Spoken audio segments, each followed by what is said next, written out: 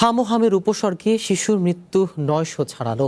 শনিবার বিকেলে স্বাস্থ্য অধিদপ্তরের সংবাদ বিজ্ঞপ্তিতে আরও জানানো হয়, গত ২৪ ঘন্টার ব্যবধানে হামের উপসর্গে আরও ৮ শিশুর মৃত্যু হয়েছে। প্রতিবেদনে আরও জানানো হয়েছে, গত ১৫ মার্চ থেকে ১৫ আগস্ট পর্যন্ত হাম উপসর্গে ৮০৩ জন শিশুর মৃত্যু হলো। একই সময় নিশ্চিত হামে মারা গেছে আরও ৯৯ জন। সর্বশেষ একদিনে নতুন করে সন্দেহভাজন হাম রোগী শনাক্ত হয়েছে ৭২৮ জন, আর ৭০ জনের শরীরে নিশ্চিতভাবে হামের সংক্রমণ পাওয়া গেছে।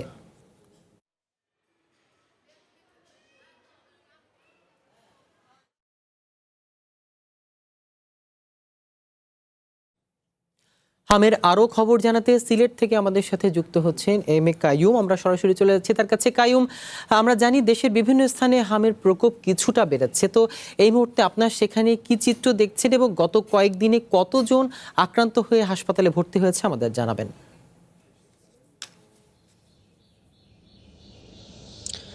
সিয়াম, সিলেটের প্রেক্ষাপট একটু ভিন্ন অন্যান্য জেলার তুলনায় কিংবা বিভাগের তুলনায়। এখানে কিছুদিন মৃত্যুর সংখ্যা একদম শূন্যের গোটায় থাকলেও মাঝে মাঝে সেই সংখ্যা ৩, ৪, ৫ জনের ছাড়িয়ে যায়। এখন পর্যন্ত গেল ২৪ ঘন্টা, অর্থাৎ গেল ২৪ ঘন্টার হিসাব আমাদের কাছে আসে নাই।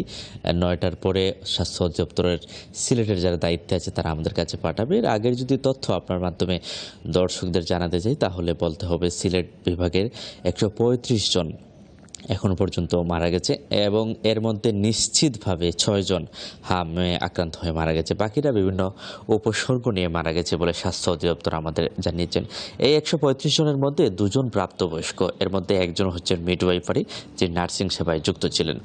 এই বিষয়গুলো নিয়ে স্বাস্থ্য অধিদপ্তরে যারা কাজ করেছেন তারা বলছেন, যারা মারা যাচ্ছে তাদের অতীতের টিকার হিস্ট্রি নেই এবং যেসব শিশুরা মারা যাচ্ছে তারা বেশি দুর্গম এলাকার, অর্থাৎ সিলেট আপনি জানেন যে চা বাগান অধ্যুষিত এলাকা, সেই চা বাগান অধ্যুষিত এলাকার শিশুরা এবং সুনামগঞ্জ, সিলেট, মৌলভীবাজারের মতো হাওর অধ্যুষিত যেসব এলাকা আছে সেসব এলাকার শিশুরা বেশি আক্রান্ত হচ্ছে, কারণ সেখানে সচেতনতার অভাবে বিভিন্ন সময় টিকাদান কর্মসূচি পৌঁছায় নাই। শুধু যে শিশুদের টিকাদানে সেখানে সমস্যা হচ্ছে তা না, মায়েদের পুষ্টিজনিত যেসব স্বাস্থ্য সুরক্ষার বিষয় আছে সেগুলোও কিন্তু পৌঁছায়নি বলে কিছুদিন আগে এখানকার স্বাস্থ্য বিভাগে যারা আছেন তারা বলছেন। তো এখন পর্যন্ত বলা যায় যে হামের অবস্থা কোনোভাবে নিয়ন্ত্রণ হচ্ছে না, কারণ দায়িত্বশীল যারা আছেন তারা আমাদের জানিয়েছিলেন যে বর্তমান সরকারের টিকাদান কর্মসূচি শতভাগ বাস্তবায়িত হলে, একটি অ্যান্টিবডি তৈরি হলে সেটি নিয়ন্ত্রণ চলে আসবে। অনেকটা নিয়ন্ত্রণও আমরা দেখতে পাচ্ছি, কিন্তু মাঝে মাঝে সিলেট যে ব্যতিক্রমী ঘটনাটা ঘটছে সেটি হচ্ছে মৃত্যু থামছে না, কিন্তু